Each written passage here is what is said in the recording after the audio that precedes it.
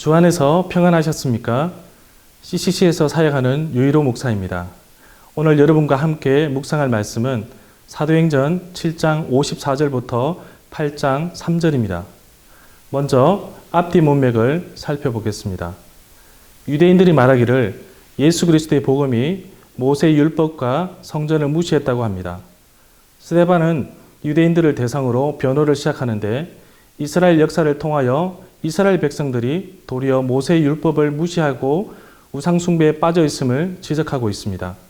유대인들이 생각하는 성전은 거룩하고 중요합니다. 그러나 하나님은 건물에 갇혀 계시지 않습니다.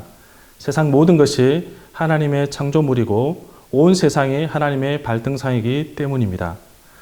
스데반의 설교의 요점은 이렇습니다. 성전과 율법을 무시한 것은 예수 그리스도가 아니라 바로 유대인이라는 것입니다. 스데반의 말에 청중들은 이를 갈 정도로 감정이 폭발했고 분노가 치밀어 올랐습니다. 결국 유대인들은 스데반을 처형시키는데 그 자리에 율법학자이자 정인의 대표로 사울이라는 사람이 있었습니다. 스데반이 죽어가는 가운데서도 자신을 공격하는 사람들을 용서하는 기도를 하였습니다. 문단을 나눠보겠습니다. 크게 두 부분으로 나눌 수 있습니다. 7장 54절부터 8장 1절은 스데반이 순교를 하다.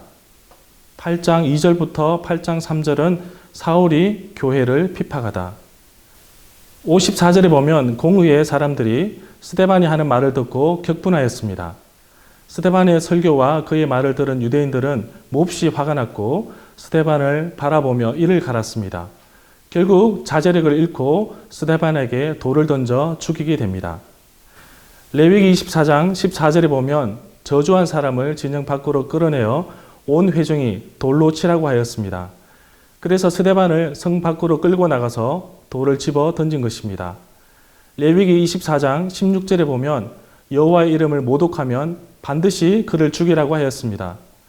스데반의 설교를 들은 유대인들은 스데반이 신성 모독을 하였다고 본 것입니다. 다시 말하면 예수 그리스도의 복음이 모세의 율법과 성전을 무시하였고 또한 부활하신 예수 그리스도께서 하나님 우편에 앉아 계시라는 말이 촉발되어 사건이 벌어진 것으로 보입니다. 거짓 정인들이 옷을 벗어 사울이라는 청년 앞에 두었다고 하는데 58절과 8장 1절에서 유대식 이름 표기인 사울이 등장합니다.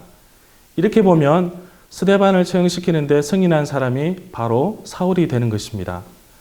내게 주시는 교훈입니다. 스데반의 말을 들었지만 마음이 찔려 회개하기보다는 도리어 이를 갈고 격분한 유대인들을 봅니다. 베드로를 통해 동일한 복음을 들었던 사람들은 어떻게 하면 예수 그리스도를 알 수 있는지 묻기도 하고 회개하여 세례를 받기도 하였습니다. 그렇다면 나는 어떤가요? 나는 하나님 말씀을 들을 때에 어떤 반응을 보입니까? 하나님 말씀을 들을 때 정말 나의 모난 부분이 보이고 나의 부족한 모습이 보이십니까?